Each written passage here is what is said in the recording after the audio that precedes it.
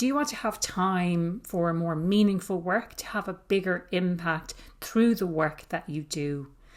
My guest today on the award-winning Happier at Work podcast, the podcast for people first leaders talking all things career and culture.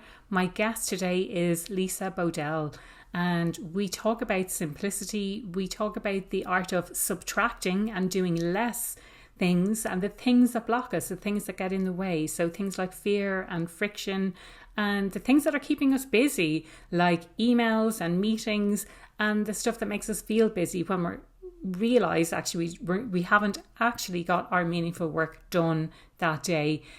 Get your pen and paper ready, get ready to press pause. You are going to take so much from today's conversation. I would love to know what's one thing you're going to do differently. Do let me know below in the comments. And if you're not already subscribed, don't forget to subscribe to the channel. Lisa, you're so welcome to the Happier at Work podcast. I know we had a conversation a number of months ago and we just connected so well. I absolutely love what you're doing. I must give a shout out to Adam Pacifico, who connected us in the first place. I don't even know how or why, but thank you, Adam, for making that happen. Do you want to tell people a little bit about your background, who you are, and how you got to doing what you're doing today? Yeah, I always love that question because to know who you are, you have to understand where somebody came from. And it's interesting, like many people, I had no thought that I would be where I am today. I thought I would be in a very different place. My expertise is in simplicity. And ironically enough, I grew up in a lot of chaos. And so my background is I grew up with a childhood that was very chaotic and unstable. And like my father was chronically unemployed. My mother was very disengaged and you couldn't count on her. And as a result of that, from a very early age, I had to become very, very responsible. And I remember starting at age 7 being the one who like took care of the house and made the meals and ran the errands and did all the things, right? And that actually served me really well. Like I became very dependent, very organized. I could get shit done. And I remember thinking after I graduated from high school, I got a really great job. I started being promoted quickly. I led the biggest teams, et cetera. I could always take on more. And that was a badge of honor, right? Because in our hero culture, wow, how amazing. She can take on more, so give her more. And, I realized after a while, especially as then I became a mom and I had a full load of kids' activities and commitments, et cetera, that I was overloaded and I was burned out. I was not happy. I was miserable. And from the outside, it looked great. Man, can she do a lot of stuff?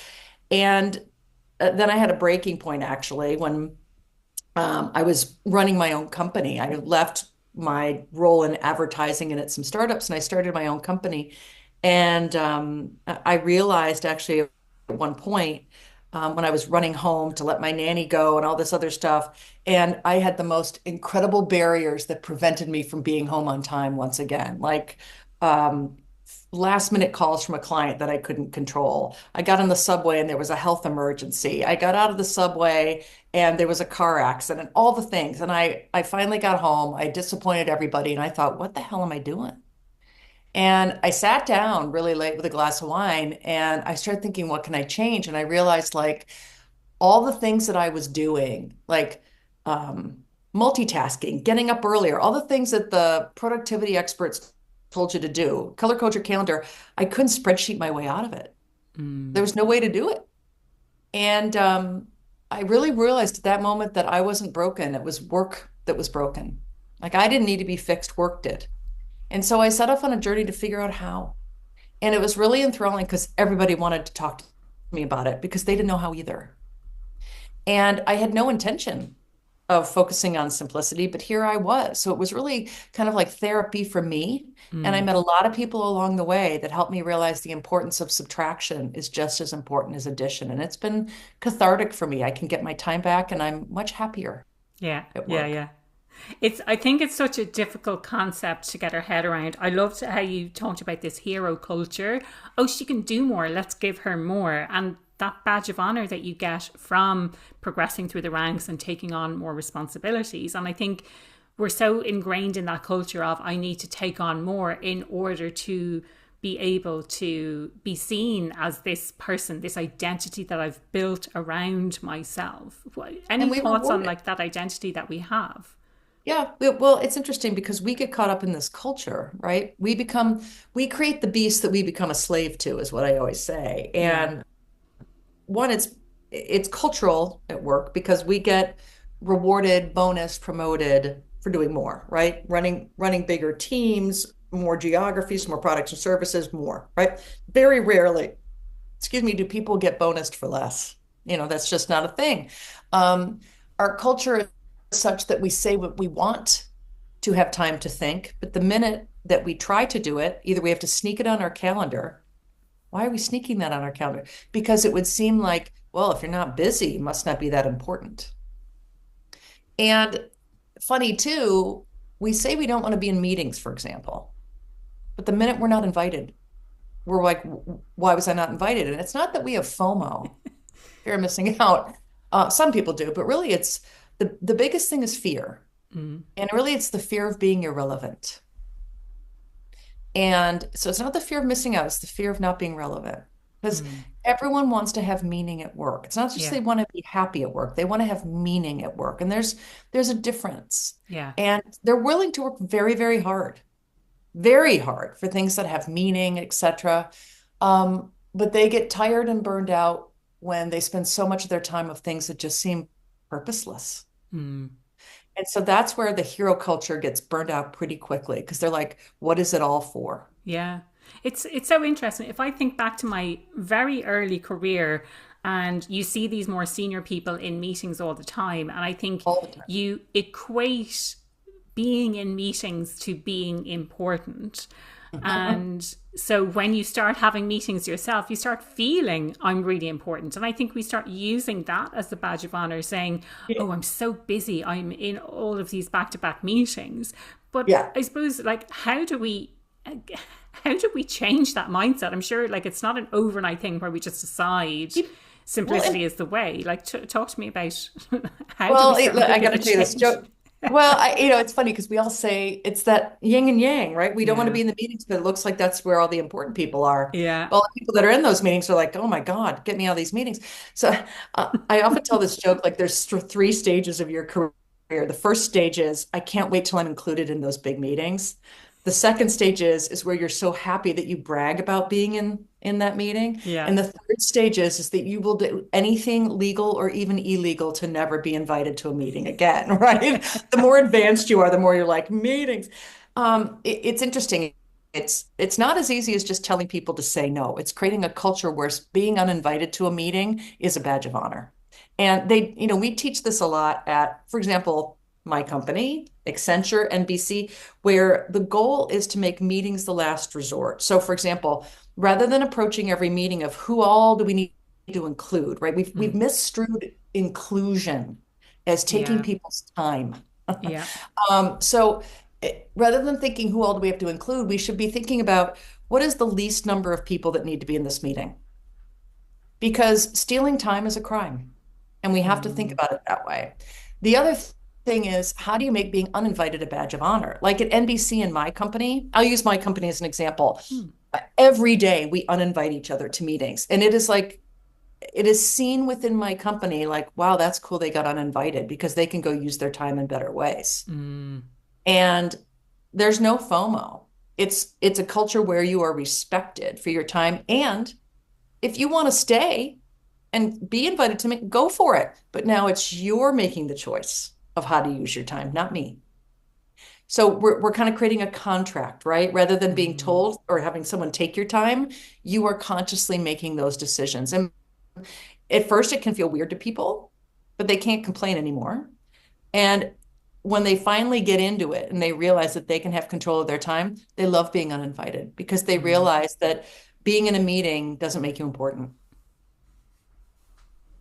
Do you think that by giving people back your time, I'm kind of thinking if you're in a meeting, that's my time accounted for, and I don't have to do the thinking of how I spend my time. If you Mhm. give people back that time, do they know how to spend it? Ah, that is such a great point. Well, here's how you know simplification is working. Is that when you finally have time on your hands, you start to feel uncomfortable. When you get unbusy, you're uncomfortable. And the Mm. reason why is because you finally have time to not experience chaos, but calm. Mm. And it's a foreign feeling to people because there's no dopamine hit in calm, you know? And so that's the first thing that, first signal that you're probably doing it right is that you have time on your hands that you didn't expect. And I was talking with Voss, who's the CEO of Novartis, about this. He said the first thing that a lot of my managers realize when they are unbusy is that they are uncomfortable. But what we've got to do then is start to realize that they have to use that time for thinking. Yeah. And when you start to, this is going to sound odd, but when you start to also build into the culture mandating thinking, people learn that they must be calm, that they must think, and they start to slow down and realize how precious that time is. So, for example, we mandate deep work time Mm. at our company. And I know same thing at Accenture. Like they actually tell people they have to carve out 2 hours or half days, depending on the boss, that is just for thinking, right? No time crime, no context switching, better time box your calendar, take control of your time. Mm. So you can have time to do the important work and stop giving your time away. So Yeah. you're starting to contract with your calendar, right? Like take it back. And I'm giving you permission to do that. That's the Yeah. important part is giving people permission to do it because they don't feel they can. Yeah. Yeah. Yeah. I think the permission piece is so important in a lot of different areas, like permission to have that time, permission to go for that role or to think bigger. Like there's so many areas where we feel like we need someone else's permission in order to be able to do something, when in fact it's like taking that responsibility or the accountability back to myself and saying I am taking control of my time and it's not controlled by someone else, which probably it feels like if you're in all of these meetings or being invited to all of these different meetings. It's funny because there's a great anecdote somebody told me. They said, everyone feels like they're constantly running on a hamster wheel and they don't know how to get off. And you know how you get off the hamster wheel? You stop running. And so the way to do that, right, is to stop running. Yeah. And we always think of change or control as binary, either we have it or we don't. And Mm. you always have some control. Mm. So let's take back our time in our sphere of control. Let's do the things that we can control first, because then we'll start to get used to it. Mm. And I do feel like there are things we can do to simplify that are more in our control than we realize. It's almost the easy out is to say, well, I can't do that. Well, there are lots of ways, if you try just one thing and start getting comfortable with it, that you can start getting your time back easily. Mm. And what's one Much. thing that people could potentially start with? We talked about meetings. Like, what are the other things? Oh gosh, how much time do you have? I can give you literally when we talk to All companies, we do day. this great exercise where we give them 100 different tips and they have to exchange them and then pick their top ones and they can't because there's so many. So Yeah. here's one. People say, well, I can't say no. I'm not the boss. I mean, I'm the Oh, boss. yeah, You're the yeah. boss, right? I can Yeah. say no easily, but Mm. I can't say no. And I said, well, then say yes if.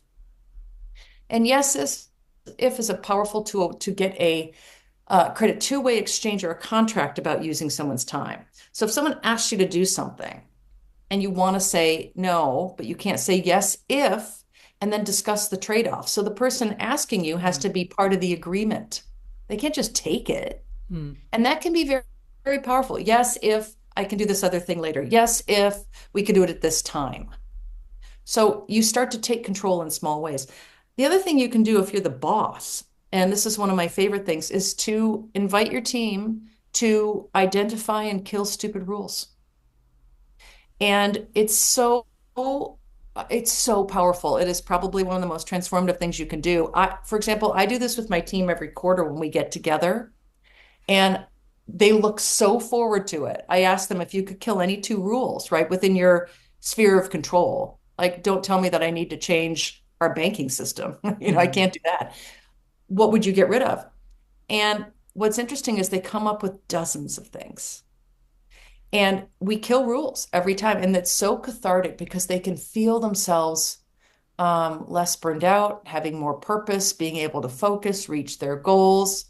And I know it's working, not just because they're excited about it, but because every time we get together, it's harder for them to come up with ideas Yeah. because we've killed so much stuff. And so Yeah. that to me is the litmus test, is when you actually give people the power and they're like, no, I can't think of anything. Can you share an example of a rule without kind of exposing anyone's confidentiality or anything like that, but an example of a rule or rules that people have got rid of. Well, yes. The first thing I'll tell you is if you're the boss and you're doing this exercise, the most interesting thing is that most of the rules that your team will come up with are your stupid rules. So be ready. Every time You're my like, team comes up with stuff, be I'm like, prepared. wait a minute. So you can't be defensive and so it starts a conversation. Mm. So, for example, my team had wanted more time for discussions with me. So I set up a day of one-on-ones. And they all complained about the one-on-ones. And I said, well, you want the one-on-ones. And they just wanted them structured differently and they didn't Mm. want them as long. I mean, it was something stupid, but it was like, I thought I was doing them a favor. They're like, you did it wrong. Let's fix it. Mm. I've seen ones I did this once with Pfizer. And people came up with things like they're usually cultural norms and assumptions. They would come up with rules that hadn't been a rule for years. Like, why can't we rehire back employees that used to work here? And HR that was in the room was like, who told you you couldn't? Ah, okay. So it's as much about communication as it is Mm. about getting rid of stuff. So those Yeah. are just silly examples, but they're usually time sucks and annoyances. They're not rules. So there's a lot of low-hanging fruit. Yeah. I Fun. want you to share this example of an organization that I worked in, and one of the core values of the organization was simple. And what the CEO then, he was like, okay, so maybe it's not simple, it's more simplify. But I worked in this organization for a number of years and it was far from simple. And when you're talking about these rules that we had, one of those rules was that we had to send, if we wanted to send an email, a marketing email through the marketing software to our local clients in Ireland, we had to get approval from one of two people in the US, which obviously, it takes time, all of these things. And if people are doing this globally and there's, thousands and thousands of people in the organization and there's only two people through which it has to pass through, it's anything but simple. And for me, those two things were at odds. So you can't, on the one hand, say simple and simplify, and at the same time have these types of rules that exist in the organization. Like, it creates mistrust. It's interesting because I say that complexity is driven by two things, friction and fear. And fear is Mm. the big one. So they had created friction, right? So it doesn't Yeah. matter if you state in your values and all that other crap, but that's just performative. But the leader's job is to get rid of the friction. That's why Kill a Stupid Rule, for example, is so great. Like, get rid of the crap. Mm. But then it's to get rid of the fear. And because fear and trust are inversely related, the more fear, the less trust. Mm. And so there's also fear of, hey, well, we say we're simple, but why isn't it working for me? And so Yeah. it starts to create this question of, is it me? Am I wrong? It's the work. It's not Yeah. you, it's the Mm. work. So I always tell people the three E's. If you want to get rid of complexity, here's how you do it. You, first of all, you erase, you embed, and then you empower. So erase are things like killing stupid rules, right? You get rid of the rules are like weeds, they grow back. Weed the garden, okay? Then embed is how do you create systems so Mm. that it doesn't grow back? So that's why, like, kill a stupid rule. When they do it at Accenture, they've made a rule graveyard on the wall, and they made little tombstones for their rules, and they write the rules that they killed on a tombstone and put it up there, so it's a visual symbol that this is what Yes. we do. It's expected. Yeah. But then the last one, which is empower, is the most important. So because the idea is how do I empower and communicate to people that is expected that you will not waste your time, that you will Mm. say no, that you will do things that are with intention. And so you can kind of take away the fear.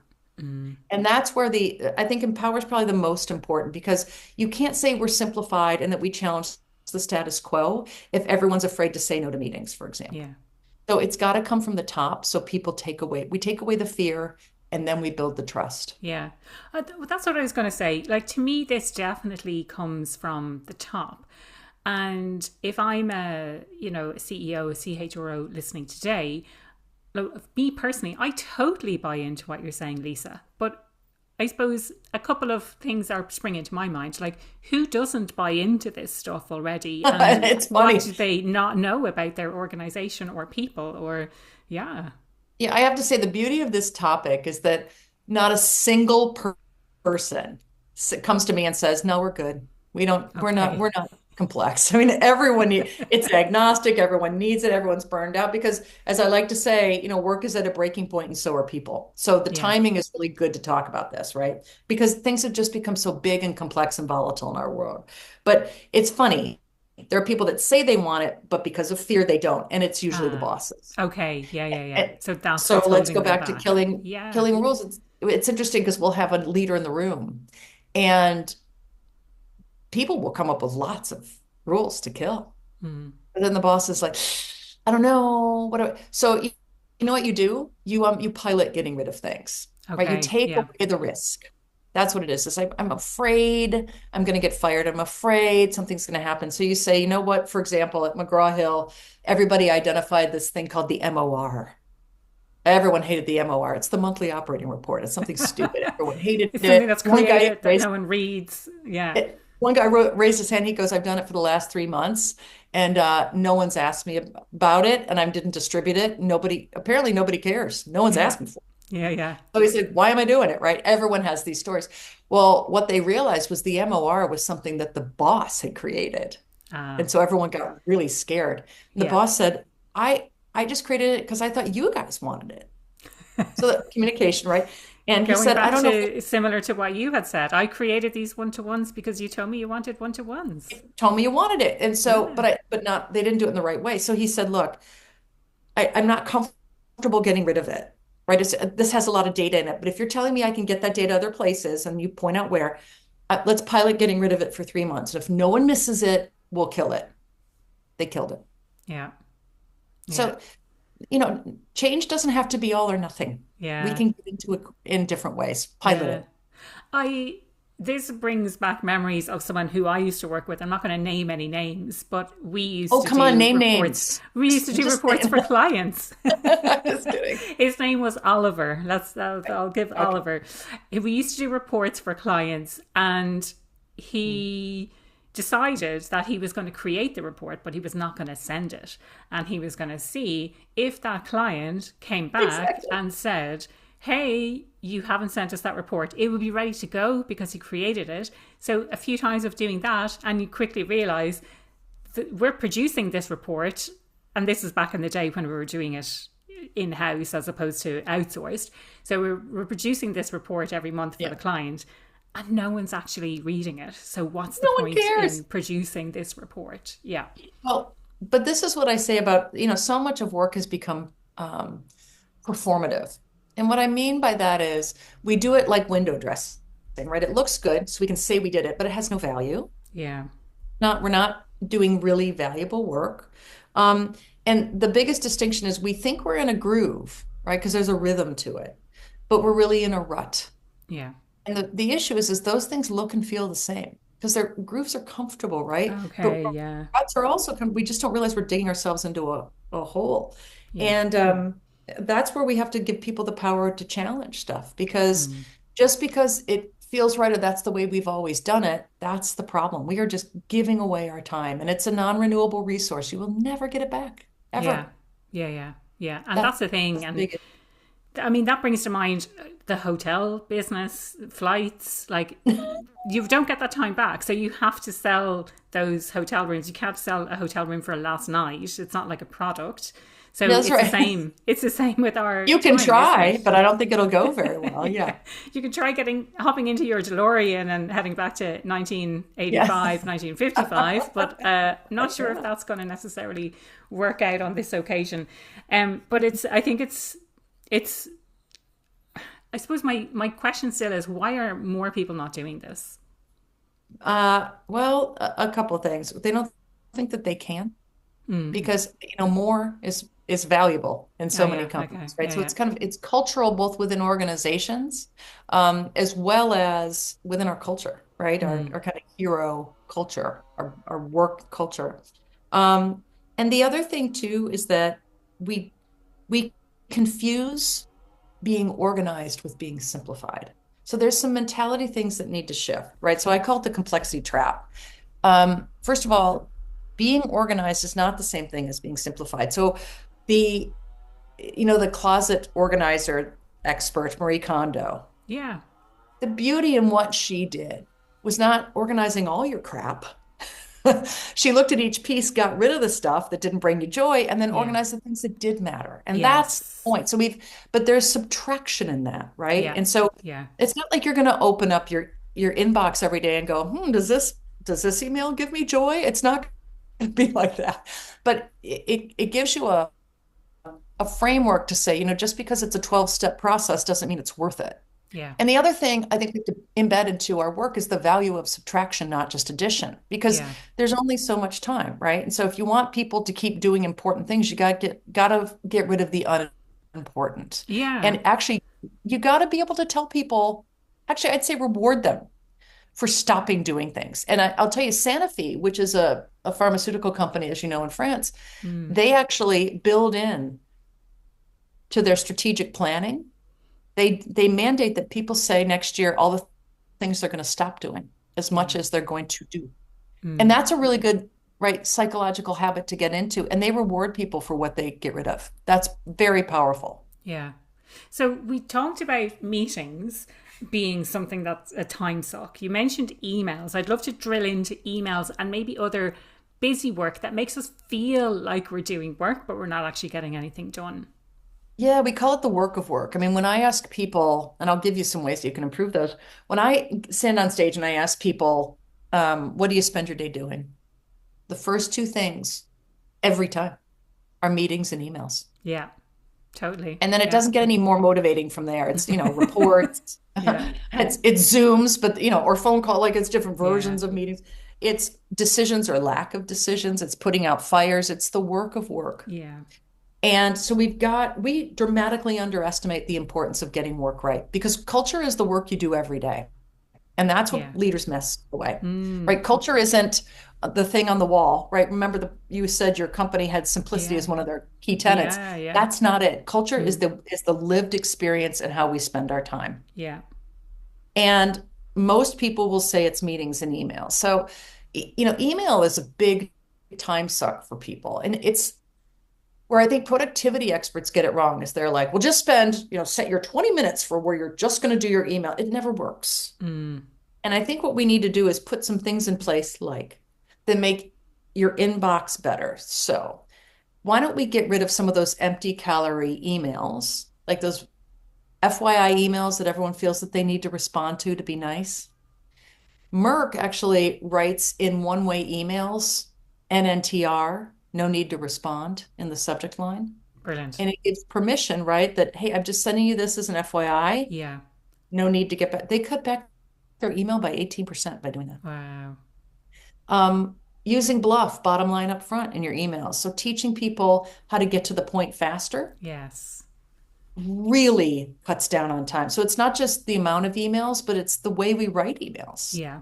So there's lots of tricks like that when you start to exemplify those habits, you can get to inbox zero. Yeah. Not just by being organized, but by being simplified. Mm. Yeah. Yeah. I love that. Yeah, I do too. It's really great.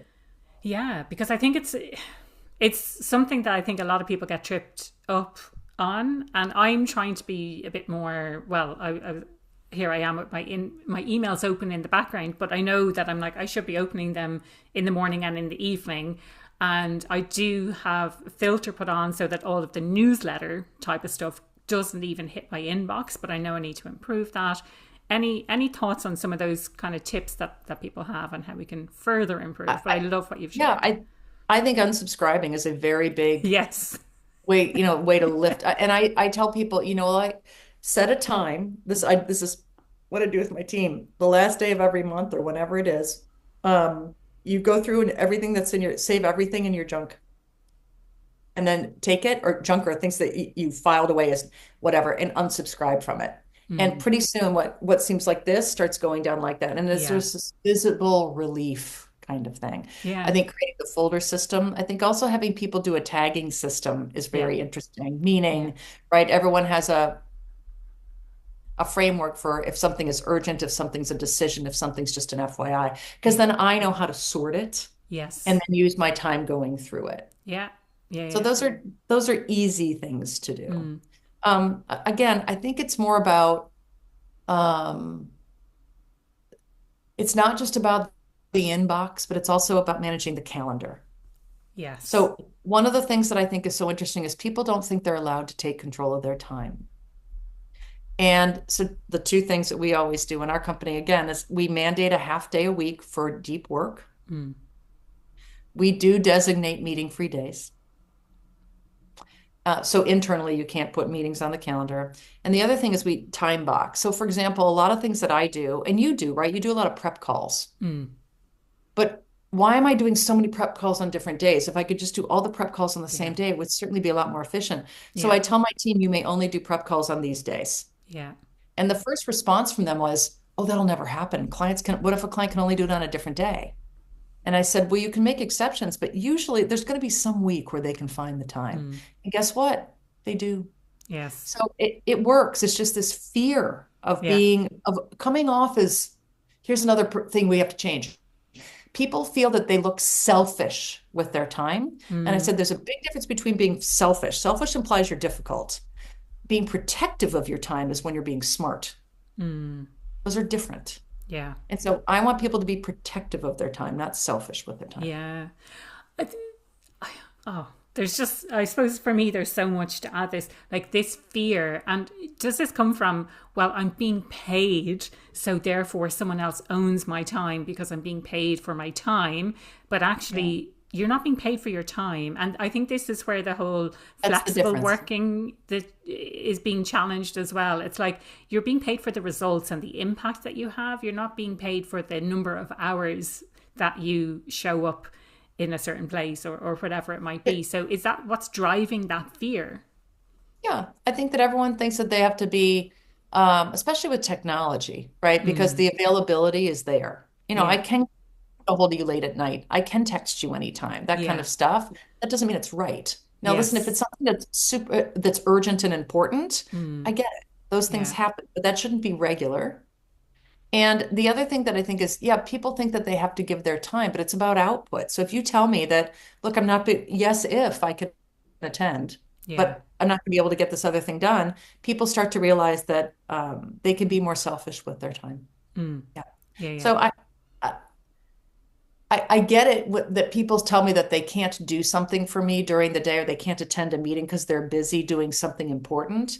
But that's different than an employee that constantly says, I'm at a doctor's appointment. Mm, yeah. Right? Yeah. So Yeah. there's a difference there, which is if someone's going to tell me that they're fitting work constantly into their life, well, that's not the contract we have. Yeah. But if I'm constantly taking up their life outside of work, that's a very different contract and it has to be balanced a little bit better. I Yeah. hope that Yeah. makes sense. Yeah. Yeah. Totally. Um, I mean, like, there's so much there. I think that we can. I think people. Well, first of all, I think this is an episode that people are going to want to have to get a notepad and pen, and I will let them know when I do the intro. Well, But also listen to twice to get all the information to pick up what's on all the interesting is little that things. there's a couple things, I would say that they should do too. It's the ultimate goal is so you can be happier at work, right? Less Mm, burned out, have more energy. And if you're going to spend time, and again, remember, people will spend time. They will really lean in on things they feel are important. The reason that they're pissed off is because they feel like they don't know what they're spending their time on. You know what I mean? It yeah, just feels worthless and empty. And that's where all this epidemic of burnout comes from. yeah. This latest poll, by the way, from Gallup that came out was that 8 in 10 people report levels of burnout. 40% say they're at the point of exhaustion because of too much work. Wow. Now, I'm sure there is too much work, but that doesn't mean it's good work. Yes. And when you ask people, it's about having more time to think and do important things, right? So I ask people all the time, when and where do you do your best thinking? So let's talk about that. Where do you do your best thinking? What comes to mind when I say that? The shower. All my best ideas happen in the shower. It's so funny. No, I think it's genuinely when I'm out for a walk or when I'm listening to an inspiring podcast or an audiobook or when I'm reading a book, like I just get inspired by these things. Like it's not when I'm sitting down trying to think or trying to be creative. I asked this question. I've asked hundreds of thousands of people this question. When and where do you do your best thinking? By the way, the biggest ones are always shower. walking, Yeah. running. Here's the trend. Every time. It's when you're alone. Yeah. It's usually when it's quiet, you're doing something you don't have to think about, right? Like cooking or running or whatever. Yeah. And it's never at work, right? No one ever says, I do my best thinking on a Teams call. It's not a thing. So, Yeah. and people, until they see that, when I actually do a word cloud with them, they're like, oh my God. So I say, you know what? Congratulations, you're like everyone else. That's okay. But this is the state that we're in, right? Mm. So, and then when you ask them what they are doing all day, it's meetings and emails. And I said, was anyone here hired for their amazing meeting abilities? And no one raises their hand, right? No one's like, Yes. oh, Yeah. yeah, the guy that interviewed me asked me what was the best meeting you've ever run. No one asked that. Yeah. But what we realize is that we're approaching work all wrong. We think, well, we'll just get together and collaborate. So they set up a meeting. Most meetings suck. And then when we get together, we want miracle transformative ideas, and no one's had time to think. So here's the dirty secret. Simplicity is the front end of innovation because it creates the space to think. You get your best ideas when you're alone. You build your best ideas when you're together. If you Mm. don't give people the space to think, you will not innovate. You have to simplify, not to be more productive, but to actually be able to transform. It's Yeah. imperative. Mm. Can we come back to this idea of giving people that additional time? So, like, let's say they take a 1 hour meeting out of their calendar and they're feeling that sense of uncomfort because they don't really, or discomfort, they don't really know what it is they're supposed to be doing or how they should be spending their time. That's Can an we? issue. Yes, exactly. And I want to talk about that. I want to say, again, coming from the top, how do you set those really clear expectations of what Well, impact and what outcomes you're supposed to have? so it's interesting when everyone says, well, I want to do more meaningful work, or I want my teams to do more meaningful work. And I'll go, oh, yeah? Like what? What's the definition? And then Ooh, they give me the 7 point answer, right? Well, it's doing the everyone knows is usually the answer. We're very clear on that. I'm like, okay, give me your everyone knows seven what we sentence should be answer. doing. Yes. Well, okay. So These seven things. everyone thinks, yeah, that's why people have too many priorities and da da da. They know that they can come to me. That's not the point. The point is Mm, we got to stop living by the clock and live by the compass. So compass is yeah. defining meaningful work, right? Yeah. So I tell them this. I go, listen, here's what you're going to do. You make a T chart. This is so important. And on the left-hand side, write typical tasks. The Yeah. right-hand side is desired work. And on the left-hand side, you start. And I'm going to move them from an aha moment to uncomfortable to nirvana. Yeah. Write down 20 typical tasks. And they can be as anal as they want, like a time tracking app, whatever. But 20 typical things they do, say, in a month, and be specific. Don't just write down meetings, write down which meeting. And then you look at the list and you circle the things that are truly valuable, meaning that are personally fulfilling, get you to your results, whatever. They don't circle many things. That alone is an aha. Yeah. But then you look at that and go, well, if something's not circled, why do you do it? Oh, obligation, all this other stuff, all these other excuses, which is Mm, fine because they yeah. usually are. And then I say, well, what things can you get rid of? And so, because that creates the space or put it on a diet, whatever, for the things on the right. What do you wish you were doing? Mm, Name all the things. yeah. And what you're doing when you do that for yourself and with your team is you're defining what meaningful work is to you and to the company. And it starts a really great discussion for within your team, right? Not what the company says, what meaningful work is, because work is what you do at the team level every day. I mean, Mm, that's your culture. And so they're defining meaningful work. And what you find is on the left-hand side, these typical tasks tend to be mundane. They tend to be internal. They mm, tend to be habits. The stuff on the right-hand side tends to be forward-looking, external, desirable, transformative. So if we don't simplify the left-hand side, we can't get to the right-hand side. mm, And that's a great exercise because people they know what the compass is, not the clock.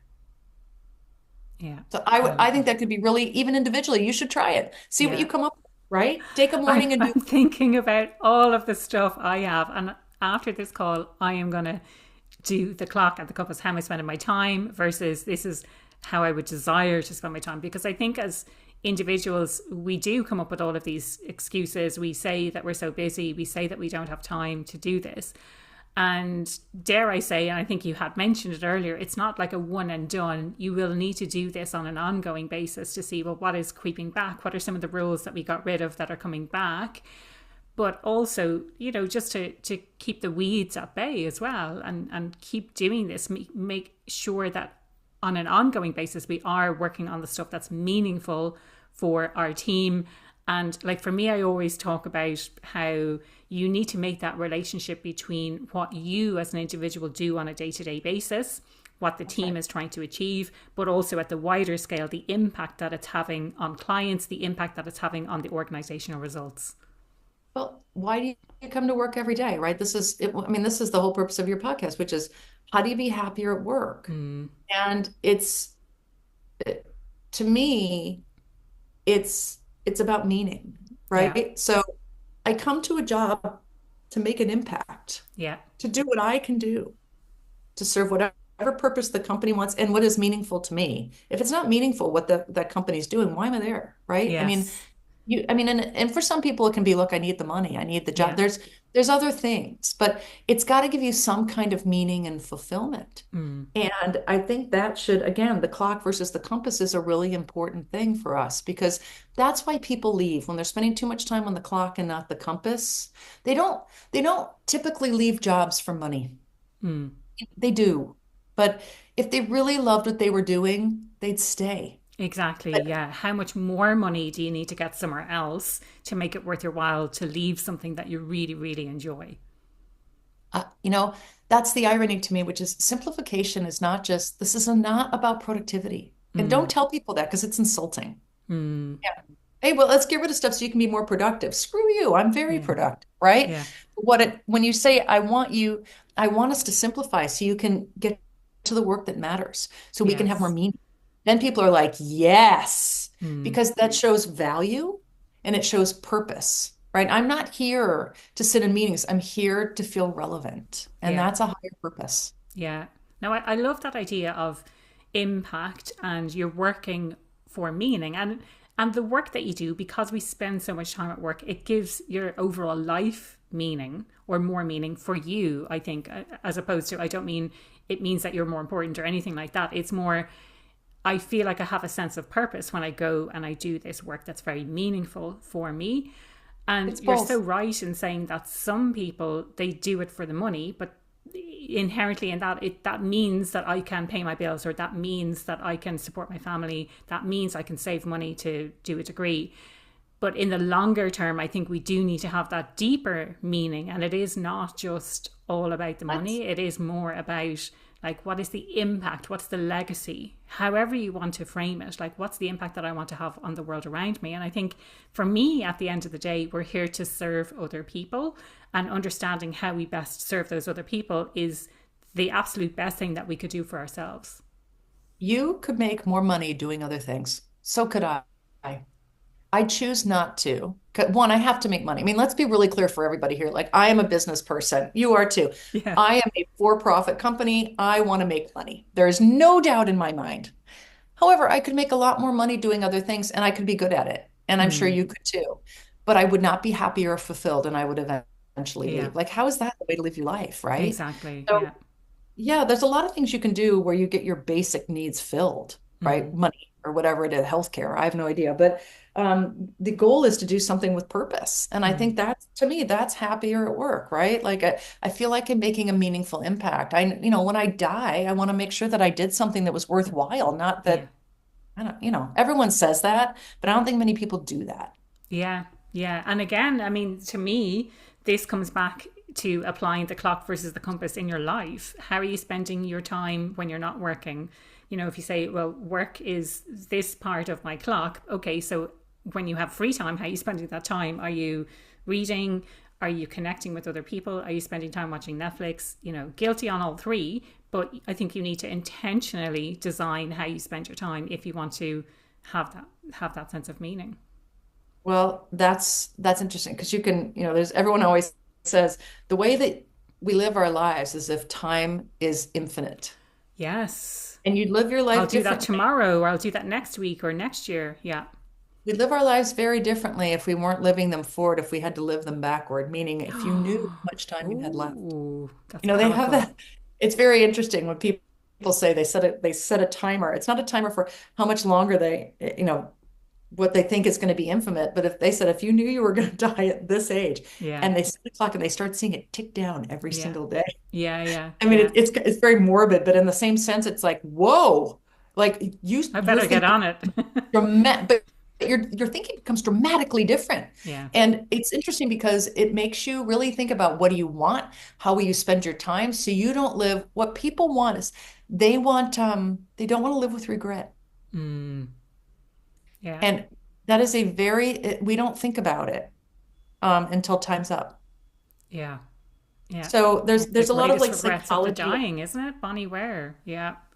That's exactly it. And it's funny because I study a lot about like Elizabeth Kubler-Ross and some of these other things around like on death and dying because it's really interesting what people think about on their deathbed versus when they're younger. Yeah. And those are really compass things that when you're older you think about, Yeah. not Yeah. clock. Yeah. When we're young, we think of the clock. When we're older, we think Yeah. of So yeah. interesting. So Cool. maybe it's a shift in mindset as we get more mature in our lives. Lisa, we've covered so much, and there's I so know. many practical Thank you. things that people can take away from this podcast episode. Is there Mhm. anything else that you'd like to share that we haven't maybe touched on? I guess we did talk about actually people rethinking the concept of time, meaning it's a non-renewable resource. You will never get it back. Mm. The issue at work, it's not about you getting more organized. I just want to make that clear to people. It's not you being fixed. It's fixing work. Mm. And we need to start together. Everyone wants to do it. It's just having somebody that kind of takes the lead and says, what can we get rid of? And you will start doing small things that will start to have very big impact. So I would just invite people to try one of the things we talked about today. Identify time sucks and get rid of one of them. That is the start of, to me, the ultimate goal, being unbusy. Brilliant. Love it. And the question I ask everyone who comes on the podcast, what does being happier at work mean to you? When I was thinking about this, it's being happy at work is actually knowing that I'm making an impact, right? That I'm Mm. doing meaningful things, that I can leave a legacy where someone would look back on their life and be like, the thing that really changed my life was something that Lisa Bodell told me. Yeah. But not just what is it, but frankly, how will I know? And one of the things I know when I'm happier at work is when I'm excited to get up in the morning. Yeah. And a lot of people don't think about that, but a lot of people wake up with dread, like my to-do list. Yes. When you wake up just feeling, it's the feeling you get about work that is really important. If the feeling isn't motivating, you know something's wrong. And that's when you Mm. change it. Yeah, absolutely. If people want to find out more about your work, which I'm sure they will after today's episode, what's the best way that they can do that? Well, first of all, link in with me. That would be great. Link in, and then they can follow because I've got newsletters and tips and all this. They should visit my company's website. I've got a whole team that teaches this stuff at futurethink.com. And there are free resources there as well because we want to help people get to the work that matters. Those and of course, go to Amazon, buy my book on I was going to simplification. say, don't Why forget to Simple mention your Wins. book. Yeah. Yeah, why simple wins? You can get the toolkit. There's a whole chapter with all these tools that I recommend and all these tips. You will be highlighting the hell out of it. So I hope that any of those resources will be useful for people. Brilliant. Thank you so much for your time today, Lisa, and your wisdom. I personally took so much from our conversation, and I know listeners will as well. So thank you. Thanks for having me.